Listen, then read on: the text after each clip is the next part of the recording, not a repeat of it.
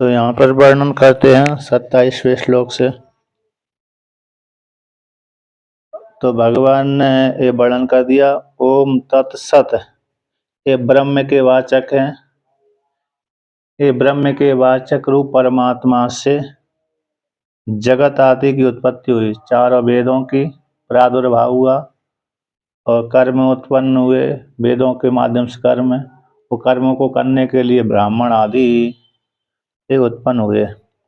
अब जो कोई भी कर्म करता है व्यक्ति, तो कर्म करने से पहले इन शब्दों को उच्चारण करना चाहिए, जिससे यदि वो कर्म में दोष भी आ गए प्रमाद के कारण, तो वो प्रमाद के कारण दोष आ जाने से और दोष की निवृत्ति इन शब्दों के उच्चारण करने से हो जाती है, निवृत्ति हो जाती है।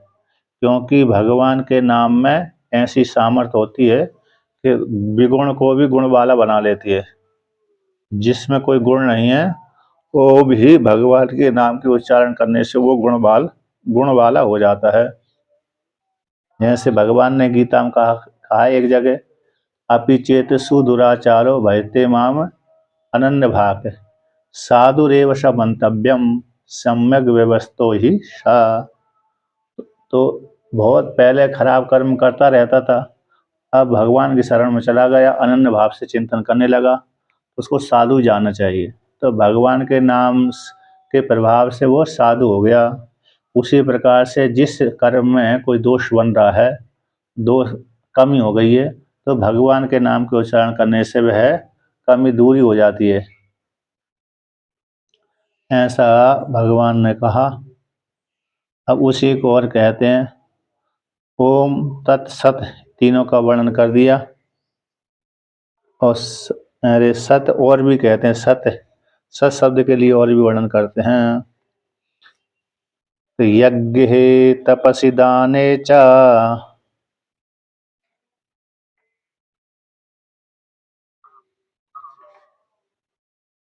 स्थिति सदिति चोच्यते। कर्म चैव तदर्थीयम् सदित्येवाभिधीयते।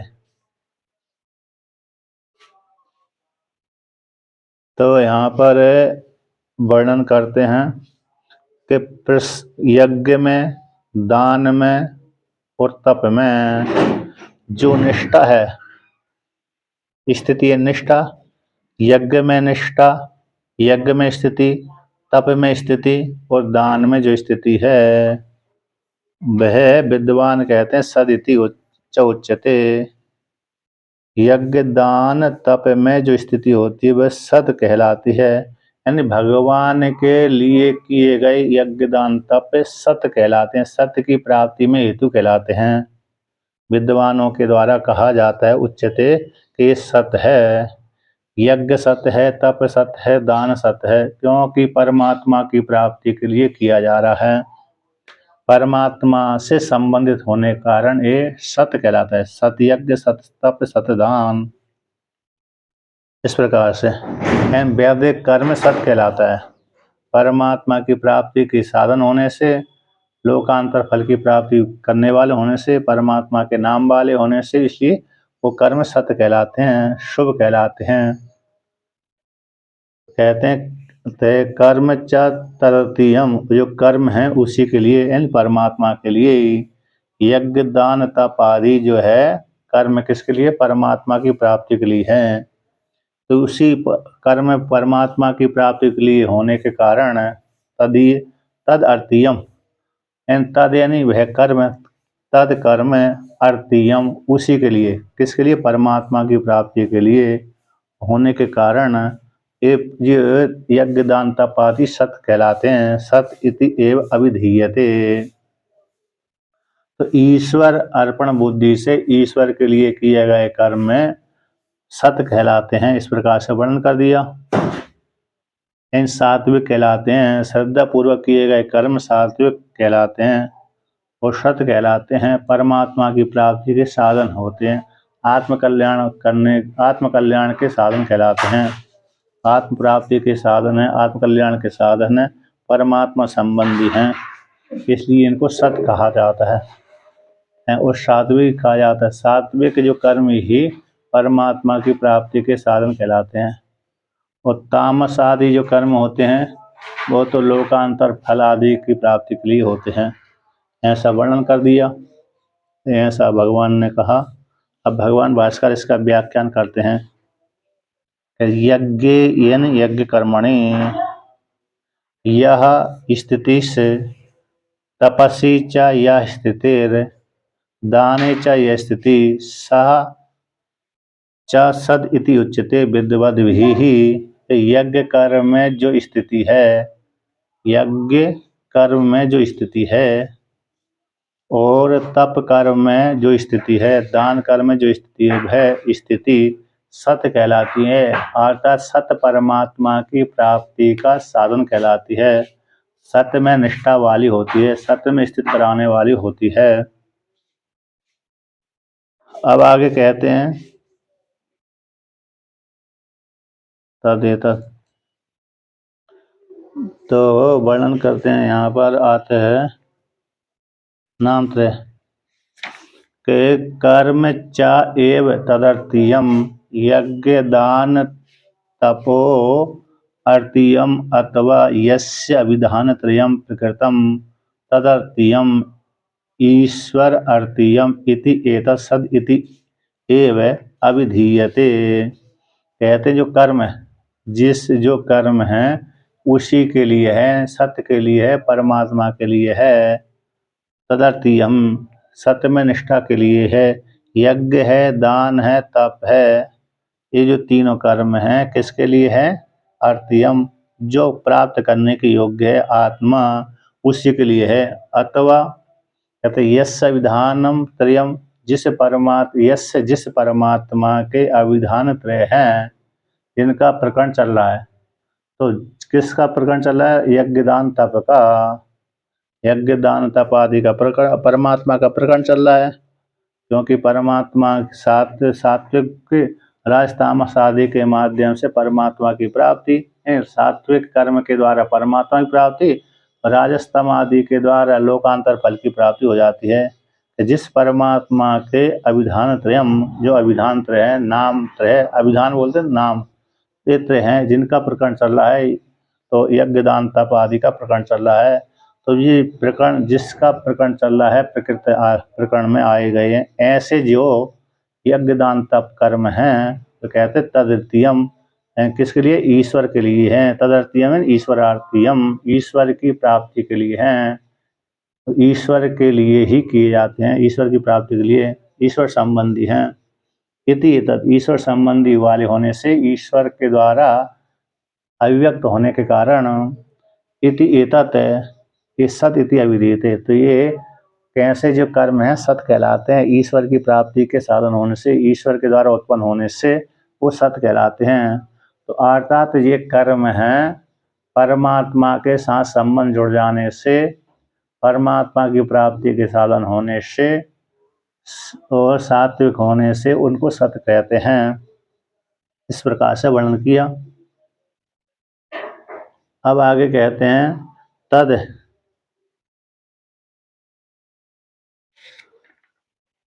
नाम त्रय के उच्चारण से साधगुण स्थिति, साधगुण सिद्ध्यति, एक प्रकरण का उपसंहार करते हैं कि जो कोई भी व्यक्ति परमात्मा की प्राप्ति के लिए कर्म करता है, तो यदि प्रमाद, कभी कभी कर्म करते समय व्यक्ति प्रमाद कर लेता है, तो प्रमाद करते करते वो कर्म में दोष बन जाता है। उस दोष की निवृत्ति के लिए यदि किसी व्यक्ति ने उन 3 नामों का उच्चारण कर दिया, तो उच्चारण कर देने से क्या हो जाता है? ये दोष की निवृत्ति हो जाती है। इसको लेकर कहते हैं कि तद एतद यज्ञ दान तप आदि कर्म असात्विकम विगुणम अपि, कहते असात्विकम विगुणम अपि श्रद्धा पूर्वकम ब्रह्मणो अभिधान त्रय प्रयोगेण सगुणम सात्विकम संपादितम भवति। यज्ञ है, दान है, तप आदि कर्म है, यदि असात्विक है और विगुण वाला है, तो सात्विक ही है। यहाँ पर दोनों प्रकार सात्विक अथवा असात्विक, विगुणम कहते विगुण गुण से रहित है, लेकिन श्रद्धा पूर्वक किया जाता है। लेकिन जो यजमान है श्रद्धा पूर्वक कर्म कर रहा है, तो ऐसा श्रद्धा पूर्वक कर्म करने वाला यजमान कहते हैं ये ब्रह्म के अभिधान त्रय के प्रयोग से, ब्रह्म के जो 3 नाम है ओम तत्सद, इनके प्रयोग से, इनके उच्चारण से ये सगुणम और सात्विकम, सगुण वाले सात्विक संपादितम भवति, वे गुण सात्विक हो जाते हैं, संपादित हो जाते हैं इन ईश्वर अर्पण बुद्धि से। ओम के ओम तत्सद इतने उच्चारण मात्र से नहीं, ईश्वर अर्पण बुद्धि से किए जाने वाले कर्म सात्विक कहलाते हैं। तो पीछे पहले जो प्रश्न किया था कि जो शास्त्र विधि को नहीं जानते हैं, श्रद्धा से युक्त हैं, वो किस निष्ठा वाले होते हैं, है ना। जब अध्याय आरंभ किया था 17वां, तो उसमें यही वर्णन किया था कि जो व्यक्ति श्रद्धा से युक्त है, लेकिन ये शास्त्र विधि मुसृज्य यजन्ते श्रद्धान्वितः तेषां निष्ठा तु का कृष्ण सत्यमाहो रजस्तमा। जिन लोगों ने सात्विक विधि का त्याग कर दिया लेकिन श्रद्धा से युक्त होकर के यजन करते हैं, उन यजन करने वाले व्यक्तियों की हे कृष्ण वो निष्ठा किस वाली होती है, सात्विक निष्ठा होती है कि राजस निष्ठा होती है, तामस निष्ठा वाली होती है। तो यहाँ पर ये वर्णन हो गया कि यदि कर्म कर रहा है व्यक्ति, शास्त्र विधि का पालन नहीं है, लेकिन भगवान के नाम के उच्चारण करने से और श्रद्धा से युक्त होकर कर्म करता है, फल की चाहना नहीं करता है, तो वे यदि दोष बन भी गया है, दोष की निवृत्ति भगवान के नाम के उच्चारण से हो जाती है। इसलिए सात्विक संपदाम भवति, सात्विकम संपादिकम भवति। यदि गुण भी नहीं है, सात्विक भी नहीं है, लेकिन गुण भी नहीं है, श्रद्धा पूर्वक कर्म कर रहा है ना, तो ऐसे ब्रह्म के नाम के त्रय के प्रयोग से सगुण वाले वो कर्म हो जाते हैं और सात्विक हो जाते हैं, विगुण से रहित हो जाते हैं, असात्विक से सात्विक हो जाते हैं। इस प्रकार से वर्णन कर दिया। अब आगे कहते हैं, अगला 28वां श्लोक का पाठ कर्म वर्णन करते हैं, है ना। अश्रद्धया हुतं दत्तम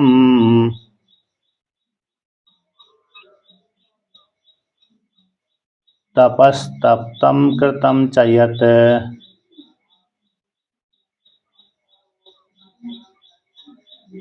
असद इति उच्यते पार्थ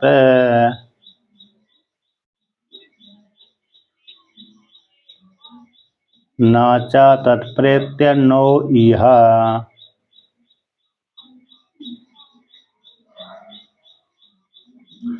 तो भगवान श्री कृष्ण अर्जुन से कहते हैं, हे पार्थ, श्रद्धा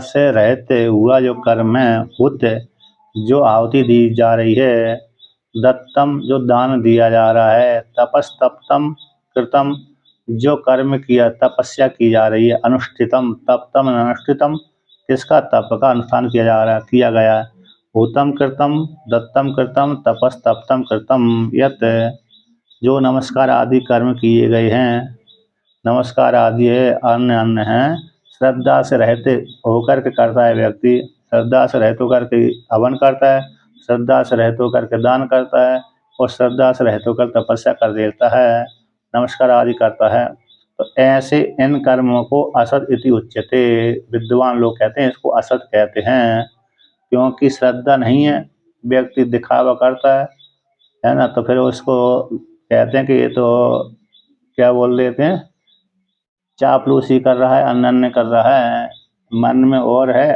और बाहर कुछ और दिखा रहा है, ढोंगी है, क्या बोल देते हैं, ढोंगी बोल देते हैं। तो असद इति उच्यते, उसको असद कहते हैं विद्वान लोग। हे पार्थ, ऐसे व्यक्तियों को गति क्या होती है, क्या सुख की प्राप्ति होती है अथवा नहीं होती।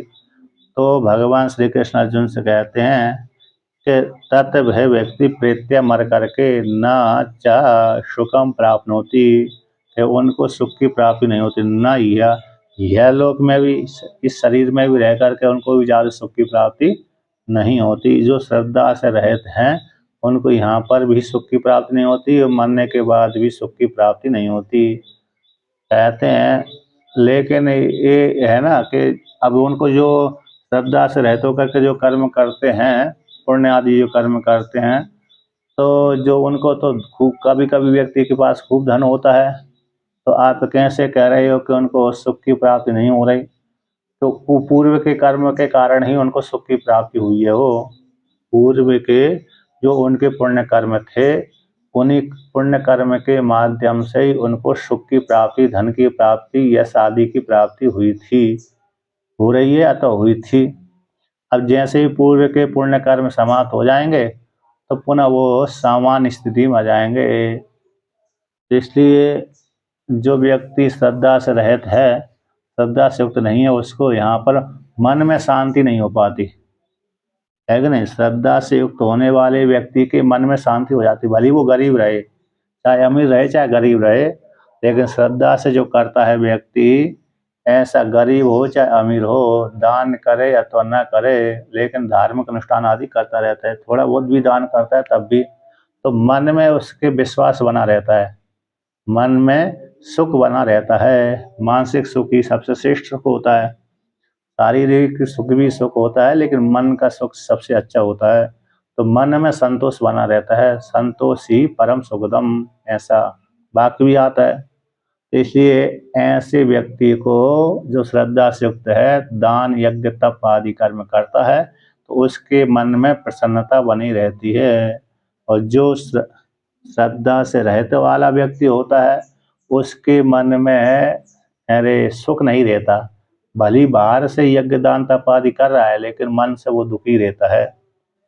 अब मन के भाव को कौन जान पाता है कि या तो कोई व्यक्ति मन चेहरे को पढ़ने वाला वो जान लेता है, अथवा योगी तो जान ही लेता है, और मन के दूसरे व्यक्ति भी जान लेते हैं, सामान्य व्यक्ति भी, क्योंकि उसका मन उदास बना रहता है। मन यदि खराब है तो शरीर में प्रकट हो जाते हैं वो चिन्ह, है ना। यदि कष्ट हुआ है, व्यक्ति कष्ट है तो शरीर में प्रकट हो जाता है। तो मन में कष्ट हो रहा है, शरीर के माध्यम से मन में कष्ट हो रहा है, तो वो चेहरे पे भी अभिव्यक्त हो जाता है। यदि किसी ने खराब बात कह दी है तो उसके चेहरे पे वो बात के माध्यम से चेहरा में परिवर्तन हो जाता है। तो इसलिए ऐसे व्यक्ति को जो अश्रद्धा से युक्त होकर के हवन करते हैं, दान देते हैं, तपस्या आदि करते हैं, नमस्कार आदि करते हैं, उनको असत कहते हैं। उनके मन में सुख नहीं रहता, शांति नहीं रहती, उनके मन में शांति नहीं रहती। इसलिए उनको मरने के पश्चात भी सुख की प्राप्ति नहीं होती, यहाँ पर रहते रहते भी सुख की प्राप्ति नहीं होती। इस प्रकार से वर्णन कर दिया भगवान श्री कृष्ण ने अर्जुन से। अब भगवान भाष्यकार इसका व्याख्यान करते हैं कि तत्र च सर्वत्र, अब यहाँ पर तत्र च में आया कि अश्रद्धान्वितस्य कर्मणो नाम त्रय उच्चारणाद अवगुण्ये श्रद्धा प्रधानम न स्यादिति आशंका। पूर्व पक्षी यहाँ पर प्रश्न कर रहा है, श्रद्धा से रहते वाले व्यक्ति के कर्म का, जो श्रद्धा से रहत है, अश्रद्धा से अन्वित वाले कर्म का, नाम त्रय के उच्चारण से, नाम त्रय के उच्चारण से विगुण अविगुण्य हो जाने पर, अविगुण्य हो जाने पर श्रद्धा प्रधानम न स्याद, तो श्रद्धा प्रधान नहीं है, नहीं होगी इसकी। कहते हैं अविगुण होने पर भी श्रद्धा प्रदान न होने से, तो यहाँ पर कैसा हो जाएगा, अतः अश्रद्धा से अन्वित वाले व्यक्ति के कर्म है, जो कर्म में कैसे हैं, अश्रद्धा से युक्त हैं, नाम त्रय के उच्चारण से विगुण हो जाने पर भी, अगुण गुणों से रहित, विगुण से रहित हो जाने पर भी, सद्गुण हो जाने पर भी श्रद्धा प्रदान न शायद, उसकी श्रद्धा प्रदान नहीं होगी, श्रद्धा में प्रधानता नहीं होगी, ऐसी आशंका को लेकर करते हैं। जो श्रद्धा से रहित होकर के जो कर्म किए जाते हैं, नाम त्रय के उच्चारण से सद्गुण वाले हो गए, सद्गुण वाले होने पर भी वो श्रद्धा प्रदान नहीं होगा, नहीं बनेगा। ऐसी प्राप्ति हो जाने पर कहते हैं, क्या कहते हैं कि तत्र तत्र च सर्वत्र श्रद्धा प्रधानतया सर्वं संपाद्यते यस्मात्। यहाँ पर कहते हैं तत्र सर्वत्र, जहाँ जहाँ पर भी कहते हैं यज्ञ आदियों में, यज्ञ है तप आदियों में, तो यज्ञ तप आदि में जहाँ पर भी सर्वत्र या तत्र, वहाँ पर सर्वत्र, यहाँ पर सर्वत्र में भी सप्तमी विभक्ति है, तत्र में भी सप्तमी विभक्ति है, तत्र वहाँ पर है और सर्वत्र वहीं कहीं यहीं कहाँ जहाँ कहीं भी। तो यज्ञ दान तप आदि में श्रद्धा प्रधानतया रूप से, श्रद्धा की प्रधानता के द्वारा ही यज्ञ तप आदि कर्म सारे सारे संपादित होते हैं। यस्मात् जिस कारण से, तस्मात् उसी हेतु से, यानी बिना श्रद्धा के, यहाँ पर पूर्व पक्षी ने प्रश्न किया था श्रद्धा से रहित होकर के जो कर्म है किए जा रहे हैं, उन कर्मों के नाम त्रय के उच्चारण करने से जो प्रमाद बन जाता है, उन प्रमाद बन जाने के कारण नाम त्रय के उच्चारण करने से वो प्रमाद का दोष निवृत्त हो जाता है। इसलिए श्रद्धा प्रधानम न स्यात्, अरे वो कर्म गुण वाले होने पर भी श्रद्धा प्रदान न होने से उनको फल ठीक ठीक नहीं प्राप्त होता। तो ऐसी प्राप्ति हो जाने पर कहते हैं कि जहाँ कहीं भी कर्म किए जाते हैं, सर्वत्र किए जाते हैं, वहाँ पर श्रद्धा प्रदान होकर के ही सारे कर्म संपादित होते हैं, उनका यथार्थ रूप फल की प्राप्ति होती है। चाहे वो स्त्री करे चाहे वो पुरुष करे, श्रद्धा से युक्त होकर के यदि कर्म कर रहे हैं तो उसको फल की प्राप्ति शीघ्र हो जाती है। नहीं सामान्य फल मिलेगा, सामान्य कर्मों का फल मिलेगा। चाहे जैसे गंगा जी में है ना, स्नान करो, नर्मदा जी गंगा जी में स्नान करो, श्रद्धा से करो अथवा अश्रद्धा से करो। तो श्रद्धा से करेंगे तो पुण्य ज़्यादा मिल जाएगा, अश्रद्धा से करेंगे तो थोड़े शरीर की ताप की निवृत्ति हो जाएगी, क्योंकि पदार्थ का स्वभाव रहता है, पदार्थ का एक स्वभाव रहता है, वो कार्य करेगा, चाहे श्रद्धा से कार्य करो चाहे अश्रद्धा से, लेकिन थोड़ा थोड़ा तो उसका फल मिलेगा। यानी गंगा यमुना में स्नान करने से शरीर की ताप की निवृत्ति तो हो ही जाएगी, है ना। हैं हाँ, वहाँ पर वो उसकी वस्तु में सामर्थ्य ऐसी है तो उतना उसका फल जरूर मिल जाएगा। लेकिन श्रद्धा से युक्त होकर के करेगा व्यक्ति तो पूरा पूरा फल मिलेगा। जैसे गंगा में स्नान करने से शरीर का ताप की निवृत्ति तो हो ही जाएगी, है कि नहीं। लेकिन हाँ, पुण्य जो मिलना चाहिए थी श्रद्धा से युक्त होकर के वो नहीं मिलेगा, इतना ही अकेला है।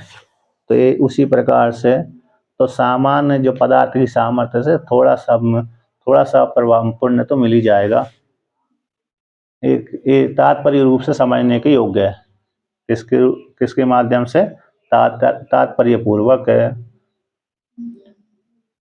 इसलिए हाँ, पदार्थ वैसे भी शक्ति ज्ञान की अपेक्षा नहीं रखता, ये भी सही है। पदार्थ में जो सामर्थ्य है वो अपना कार्य कर ही देती है। हाँ, जला ही देगी, उसमें सामर्थ्य है, अग्नि दृष्टांत हो गया।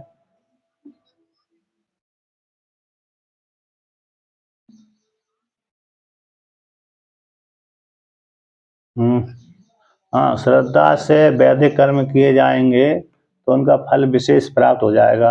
अग्नि में यही हो गया, अग्नि में श्रद्धा से हाथ डालो चाहे अश्रद्धा से डालो, वो जला देगी, क्योंकि पदार्थ में सामर्थ्य है, तो सामर्थ्य के अनुसार उसको उसका फल जरूर प्राप्त हो जाएगा। लेकिन श्रद्धा से करेंगे तो अच्छा रहेगा, इस प्रकार से।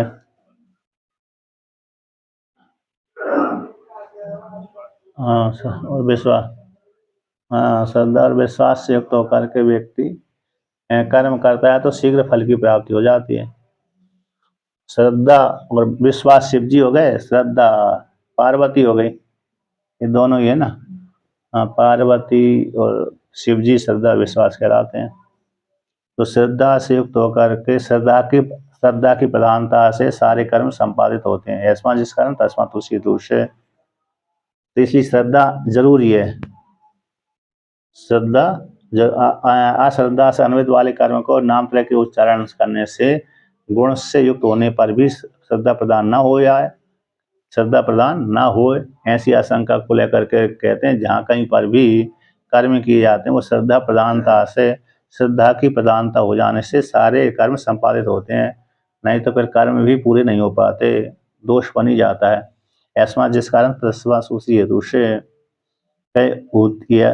अश्रद्धया हुतम हवनम कृतम दत्तम च ब्राह्मणेभ्यो अश्रद्धया, कहते हैं अश्रद्धा से हुत श्रद्धा से रहित होकर के जो होते हैं यानी हवन किया जाता है। और कहते हैं दत्तम, ब्राह्मणों के लिए अश्रद्धा से दत्तम दान दिया जाता है। क्योंकि दान दान किनको दिए थे? ब्राह्मण आदि को देते हैं। यज्ञ यज्ञ तो वही करवाते हैं, तो ब्राह्मणों के लिए अश्रद्धा से दान दिया जाता है। तपस्तप्तम यानी अनुष्ठितम अश्रद्धया, अश्रद्धा से युक्त होकर के तपस्या करता है, तपस्या का सेवन करता है। तथा उसी प्रकार से अश्रद्धया एव कृतम यत स्तुति नमस्कार आदि, अश्रद्धा से युक्त होकर के दूसरे व्यक्तियों को नमस्कार आदि कर्म करता है, स्तुति नमस्कार आदि। तत्सर्वम असद इति उच्यते, वे सारे कैसे असत कहलाते हैं। अर्थात असत क्यों कहलाते हैं कि मत प्राप्ति साधन मार्ग भाइयत्वात् पार्थ, मेरी प्राप्ति के साधन का जो मार्ग है उस मार्ग से भाई होने कारण, अर्थात जो मेरे प्राप्ति के साधन रूप जो मार्ग है, मेरी प्राप्ति का साधन, मेरी प्राप्ति के मार्ग रूप साधन होने से ही उनको सत कहा जाता है। मेरी मुझ परमात्मा की प्राप्ति के साधन वाले कर्म है वो सत कहलाते हैं, है ना। मत प्राप्ति के साधन रूप मार्ग से भाई होने से, तो मेरी प्राप्ति के साधन रूप मार्ग से युक्त होने कारण उन कर्मों को सत कहते हैं, और जो मेरी प्राप्ति के जो कर्म नहीं बन रहे उनको असत कहते हैं। असत कहते हैं मतलब उनको लोकांतर फल की प्राप्ति होगी। उन कर्मों के द्वारा अश्रद्धा से युक्त होकर के वो कर्म करेंगे तो थोड़ा थोड़ा फल मिलेगा, तो फल मिलेगा तो उनको जगत संबंधी फल मिलेगा, आत्म संबंधी फल की प्राप्ति उनको नहीं होगी, इसलिए उनको असत कह देते हैं। हुतम यानी होम, दत्तम यानी दानम, तपस्तप्तम यानी अनुष्ठितम, यानी किसका अनुष्ठान किया गया? कृतम यानी इस तपस्या का अनुष्ठान। अकृतम, कृतम अश्रद्धा से भीतम, कहते हैं अश्रद्धा से भीतम भगवान का है ना। तो भगवान नाम स्मरणाद यच्च अन्यत्र सर्वम सर्वम असत अभाव सुभूतम इति उच्यते।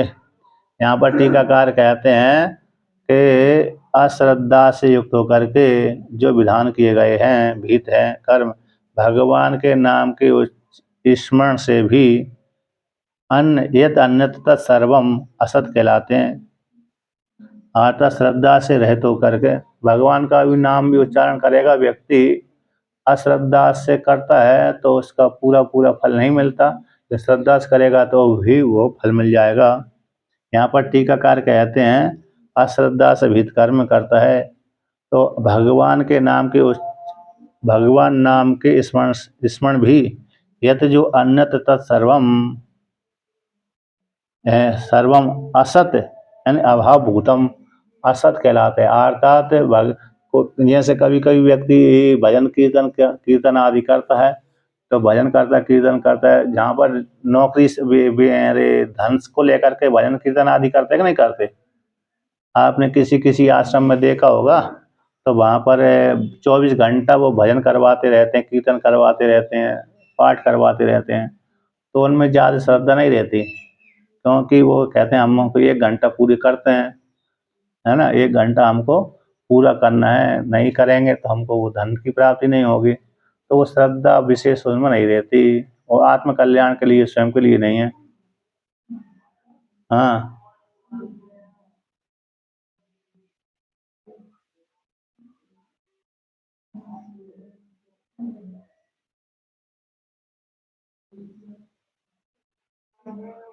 नहीं, श्रद्धा से व्यक्ति कर रहा है, बीच में कोई घटना घट गई तो अपने प्रेम को भी प्रकट करता है, यद्यपि वो शुरू में श्रद्धा से होकर के किया था उसने, शुरू में तो श्रद्धा से, बाद में थोड़ी लोगों को धैर्य नहीं रहा, अब धैर्य नहीं रहा तो फिर भगवान में दोष आरोपण कर देता है, तो भगवान ऐसे दोष आरोपण करने से वो भगवान में कोई हानि नहीं होती, ना उसके उसके कर्म में भी ज़्यादा हानि नहीं होती, क्योंकि पहले उसने श्रद्धा से ही कर्म किए थे, है ना। तो ज़्यादा भगवान के प्रति श्रद्धा नहीं होता यदि कर्म भी नहीं करता वो, तो श्रद्धा से युक्त होकर के कर्म किए थे, इसलिए वो उसमें ज़्यादा हानि नहीं होती उसकी, क्योंकि उसको ऐसा लगता था भगवान ने मेरा काम नहीं किया। हाँ, यदि उसने कर्म करना छोड़ दिया तो फिर वो इसको फल की प्राप्ति जल्दी नहीं होगी। जिस श्रद्धा से युक्त होकर के भजन करता था, अब कोई घटना घट गई पूर्व प्रारब्ध के अनुसार, भगवान में दोषारोपण कर दिया और कर्म करना छोड़ दिया तो फिर दोष मतलब ये बन गया, उसको फल की प्राप्ति नहीं होगी। और कर्म करता रहा तो फल की प्राप्ति उसको हो जाएगी निश्चित रूप से। तो इस प्रकार से तो ये कह रहा था मैं भजन कीर्तन आदि करते हैं वो भी कैसे अश्रद्धा से करते हैं, इसलिए उनको जल्दी शीघ्र लाभ की प्राप्ति नहीं होती। ऐसे बहुत से व्यक्ति 12 घंटा पाठ करते रहते हैं पैसा लेकर के, नहीं तो उनके इनके इस भजन से उनको बहुत पुण्य मिल जाएगा, बहुत क्या हो जाएगा, समाधि की प्राप्ति हो जाएगी ऐसे लोगों के लिए। क्योंकि वेतन से करते हैं, तो वेतन से करते हैं तो कम कभी कभी वो 10-10 घंटा, 5-5 घंटा, 6-6 घंटा, 7-7 घंटा भजन करते रहते हैं, कीर्तन करते रहते हैं। तो कीर्तन करने से फिर उनको बहुत पुण्य की प्राप्ति, मन शुद्धि हो जानी चाहिए, किंतु नहीं हो पाती, अश्रद्धा से करते हैं। उनका दृष्टि धन में लगी रहती, इसी हेतु से उनका कल्याण तो होगा लेकिन देर में होता है। अब वही व्यक्ति 4-4, 5-5 घंटा श्रद्धा से करेगा तो उसका शीघ्र लाभ की प्राप्ति हो जाएगी उसी को, है कि नहीं। देखा होगा आप लोगों ने जो कीर्तन करते हैं ना आश्रमों में, कि वैष्णव सबसे ज्यादा वो वैष्णव महात्माओं के आश्रमों में भी करते हैं, रामायण का पाठ करवाते हैं, कीर्तन करते हैं सबसे ज्यादा। सन्यासियों में तो कम करवाते हैं, सन्यासी आश्रमों में तो उदासीन परंपरा वाले, नाथ परंपरा वाले और सन्यासी परंपरा वाले, इन सेव परंपरा वाले, इसमें कीर्तन कम करते हैं, वैष्णव महात्मा में ज्यादा चलती है। तो इस प्रकार से अब आगे कहते हैं यत, तो कहते हैं सर्वम, मेरी प्राप्ति के साधन के मार्ग से भाई होने से वो असत कहलाते हैं, और जो मेरे प्राप्ति के साधन के मार्ग के से युक्त होने के कारण सत कहलाते हैं।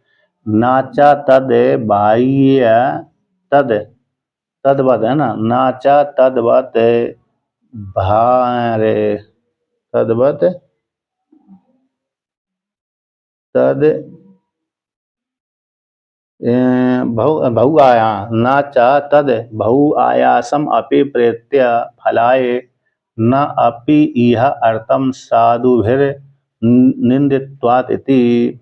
कहते बहु आयासम अपि, बहुत आयास करने पर भी, बहु आयास है ना, बहु बहु यानी बहुत हो गया, आयासम अपि तो बहुत प्रयास करने पर भी, मर करके फल के लिए, मर करके फल के लिए प्राप्त करता है। बहुत आयास यहाँ पर पृथ्वीलोक में किया था तो मर करके उसको फल की प्राप्ति होना चाहिए, तो फल की प्राप्ति भी नहीं होती, यदि भी प्रयास किया था, है ना, पूर्ण सुख नहीं, पूर्ण फल की प्राप्ति नहीं होती। अब कहते हैं यहाँ पर, कहते हैं क्या आया कि यह एक आमुष्मिक व फलम अश्रद्धत्वेन कर्मणा संपश्यते कुतो अस्य असत्वमिति आशंका। पूर्व पक्षी यहाँ पर प्रश्न कर रहा है, कि ऐहिक संबंधी अथवा परलोक संबंधी फल को प्राप्ति के लिए अश्रद्धा से युक्त होकर के कर्म को संपादन किया गया, किस प्रकार से इस कर्म को असत्व कहते हैं। तो कहते हैं कि वह बहुत आयास करने पर भी, बहु आयासम, बहुत प्रयास किया तो बहुत यज्ञ आदि किए, कर्म किए थे, तो मर करके फल के लिए, मर करके व्यक्ति को फल मिलना चाहिए, तो कहते हैं वो फल की प्राप्ति नहीं होती क्योंकि श्रद्धा से रहते होकर कर्म किए थे। और नापि यहार्थम, कहते यहाँ इस लोक में भी उसको विशेष फल की प्राप्ति नहीं होती। क्यों नहीं होती? साधु भी निंदित्वात्, साधुओं के द्वारा निंदा की गई है, साधुओं के द्वारा निंदा की जाने से उसको यहाँ पर भी फल की प्राप्ति नहीं होती। निंदती ही साधव, टीकाकार कहते हैं आनंदगिरी टीका में, निंदती अंतिम पंक्ति, अंतिम है यानी पैराग्राफ में, निंदति ही साधव श्रद्धा रहितम कर्मा अतो न एतद ओवहे फल औपायकम इत्यर्थ। ये साधु लोग निंदा करते हैं, श्रद्धा से रहित कर्म करने वाले व्यक्ति की साधु लोग निंदा करते हैं, इसी हेतु से उभय लोक संबंधी फल की प्राप्ति उसको नहीं हो पाती। ये लोक संबंधी फल की प्राप्ति और परलोक संबंधी फल की प्राप्ति नहीं हो पाती, यानी सुख नहीं, शांति नहीं प्राप्त हो पाती उसको। इसलिए इसलिए अब क्या करना चाहिए, इसी हेतु से शास्त्र को ना जानने वाले व्यक्ति जो शास्त्र को नहीं जानते हैं, तो इस प्रकार शास्त्र को ना जानने वाले व्यक्ति श्रद्धा से युक्त होते हैं। शास्त्र को तो नहीं जानते लेकिन श्रद्धा से युक्त हैं, तो श्रद्धा के द्वारा सात्विक आदि कर्म को 3 प्रकार से विभाग करके राजस तामस आदि से रहित त्याग कर देना चाहिए। इन शास्त्र में जिनकी श्रद्धा नहीं है, ऐसे व्यक्ति शास्त्र को नहीं जानते हैं, शास्त्र को नहीं जानते ऐसे वाले जो व्यक्ति हैं, किंतु श्रद्धा वाले हैं और श्रद्धा से कर्म करते हैं, तो उनके लिए यहाँ पर सात्विक राजस तामस 3 प्रकार के कर्मों को विभाग करके, तो राजस और तामस से आदि जो कर्म है, आहार है, तप है, दान आदि है, इनका त्याग करके सात्विक आहार आदि का सेवन करना चाहिए। सात्विक अन्न आदि का भक्षण करे, सात्विक यज्ञ तप दान आदि करे। इस प्रकार से ऐसा कर लेने से कि सत्व एक शरण नाम, उसको सत्य की शरण रहने वाले, सत्य गुण को आश्रय बना करके सेवन करने वाले व्यक्तियों का कल्याण हो जाता है। यज्ञ आदि में यदि यज्ञ आदि में विगुण है, तो विगुण हो जाने पर भी ब्रह्म के नाम के निर्देश से उनका दोष की निवृत्ति हो जाती है, किंतु होने चाहिए श्रद्धा विश्वास से युक्त होकर के सात्विक प्रधानता को लेकर के वो कर्म करें। तो कर्म में यदि त्रुटि भी कमी भी हो जाती है, तो कमी हो जाने पर वो दोष के भागी नहीं बनते, बल्कि वो कमी पूरी हो जाती है। जैसे व्यक्ति आत्म कल्याण करने के लिए जप कर रहा है, राम नाम जाप कर रहा है, या तो कृष्ण नाम जाप कर रहा है, तो शिव नाम जाप कर रहा है, कभी पद्मासन में बैठता है, कभी सिद्धासन में बैठता है, कभी कभी ऐसे पैर फैला के बैठ जाता है, तो लेकिन श्रद्धा से युक्त होकर कर्म कर रहा है, तो उसमें जो सावधान होकर के बैठना चाहिए वो तो ठीक है, लेकिन असावधान होकर बैठता है तो उसमें भी एक दोष बन जाता है। तो कहते हैं वो दोष की निवृत्ति भगवान के नाम से निवृत्त हो जाती है। इसलिए तो अथवा कर्म करते समय कभी कुछ कर्म कमी रह जाते हैं, इसलिए कर्म की निवृत्ति भगवान के नाम से हो जाती है। इसलिए श्लोक पाठ करने के अंत में बोलते हैं, यदक्षरम पदम भ्रष्टम मात्राहीनम च यदोवेद तत्सर्वं क्षम्यतां देव प्रसीद परमेश्वरा। अंतिम में इस श्लोक बोला जाता है। तो हमने जो स्तोत्र का पाठ किया उसमें कभी कभी उदात्त अनुदात्त और शौर्यत इन दोष के जो स्वर होते हैं उनका भंग हो जाते हैं। कभी अक्षर भी हम भूल जाते हैं, कभी अक्षर ज़्यादा भी जोड़ देते हैं, तो जो कमी हो गई अथवा ज़्यादा बोल दिया अथवा स्वरों को उच्चारण में गड़बड़ हो गई, तो जो दोष बन गए वो दोष की निवृत्ति के लिए हम क्षमा याचना मांगते हैं। इस प्रकार से तो यहाँ पर वो क्षमा हो जाती है याचना करने से। तो भगवान के नाम के निर्देश से जो परिहर्ताम अर्थात किनकी तामस और राजस बुद्धि का त्याग कर देना चाहिए, सात्विक बुद्धि को आश्रय कर लेना, सात्विक कर्मों का ही सत्व गुण का ही आश्रय करना चाहिए। तो ऐसी परिशुद्ध बुद्धि वालों को श्रवण आदि कहते हैं, यहाँ पर श्रवण आदि सामग्री संजात तत्व साक्षात्वताम मोक्ष उत्पत्ति स्थितम। तो इस प्रकार सात्विक गुण से संपन्न रहने वाले व्यक्तियों को श्रवण आदि की सामर्थ्य प्राप्त हो जाती है। जब सात्विक कर्म करेगा तो श्रद्धा से युक्त होकर कर्म करेगा, सात्विक ही सेवन करेगा, कर्म भी सात्विक, तप भी सात्विक, दान भी सात्विक। फिर ऐसा व्यक्ति श्रद्धा से युक्त होकर कर्म करता है तो उसमें श्रवण आदि की योग्यता आ जाती है। उपनिषद गीता को पढ़ने की योग्यता आ गई, तो योग्यता आ जाने से फिर उसमें पढ़ते पढ़ते विचार करते करते करते तत्व से के साक्षात्कार करने की योग्यता आ जाती है। तो तत्व के साक्षात्कार की योग्यता आ गई, ज्ञान पुष्ट हो गया उपनिषदों के पढ़ने से, फिर उसको मोक्ष रूप फल की प्राप्ति हो जाती है। तो ज्ञान प्राप्त हो गया तो अविद्या की निवृत्ति मोक्ष। ग्रंथ में श्रद्धा है तो विद्या काल पश्यते, विद्या कहते इसलिए विद्या भी काल में पहुंच जाती है, यानी ग्रंथ भी उस विद्या को उजागर कर देता है, तात्पर्य रूप समझने लगता है व्यक्ति। जैसे हम लोग हम है ना, हम जो वेदों को नीचे नहीं रखते, गीता आदि जो है वेद है, गीता है, उपनिषद है, पुराण आदि है, इनको सीधे सीधे जमीन पर नहीं रखते, कहीं ना कहीं किसी न किसी पात्र के ऊपर, टेबल किसके ऊपर, वस्त्र के ऊपर, पात्र के ऊपर रखते हैं, कोई ना कोई आसन आदि के ऊपर रखते हैं। ये श्रद्धा हो गई, उसमें आस्तिक बुद्धि हो गई। वैसे बहुत से व्यक्ति यहाँ सामान्य पुस्तकों को नीचे फेंक देते हैं, नहीं फेंक देते, नीचे फेंक देते हैं, जमीन के ऊपर ही छोड़ देते हैं, तो ऐसे पुराणों को तो प्राय कर पुराणों को भी लोग घरों में जो रखते हैं तो वस्त्र के ऊपर ही ढाक कर रखते हैं, वो श्रद्धा हो गई। इसलिए जितनी भी हम ग्रंथ के ऊपर वो करेंगे ना, श्रद्धा करेंगे, वो ग्रंथ उतना ही अच्छा हमारे लिए सुफल हो जाएगा, मतलब ज्ञान प्रदान करने वाला हो जाएगा। इस प्रकार से तो ये यानी 17वां अध्याय अब पूरा हो गया। ओम श्रीमद् भगवद गीता उपनिषत्सु ब्रह्म विद्यायाम योग शास्त्रे श्री कृष्ण अर्जुन संवादे देवासुर संपद विभाग योगो नाम सप्तदशो अध्याय। इति श्रीमद्भगवत श्रीमत् परमहंस परिव्राजकाचार्य पूज्यपाद श्रीमद् आचार्य श्री शंकर भगवतः कृतौ श्री भगवद गीता भाष्ये देव असुर संपद विभाग योगो नाम सप्तदशो अध्याय। अब अंत श्रद्धा मेरे में दूसरी दे दिया, आपके में दूसरी दे दिया, हमारे में